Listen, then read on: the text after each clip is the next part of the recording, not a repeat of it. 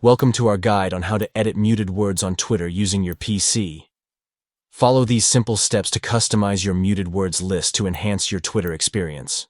To begin, click on More from the side navigation menu, then select Settings and Privacy. Next, navigate to the Privacy and Safety tab and click on Mute and Block. Within the Mute and Block settings, locate and click on Muted Words. Now, choose the specific word you'd like to edit from your muted words list and click on it. You'll have the option to change the mute duration or extend the mute time selections as per your preference. Once you've made your changes, click on Save to update your muted words settings. By following these steps, you can easily manage and customize your muted words on Twitter directly from your PC. Take control of your Twitter feed by muting specific words or phrases that you prefer not to see. Thank you for watching this tutorial.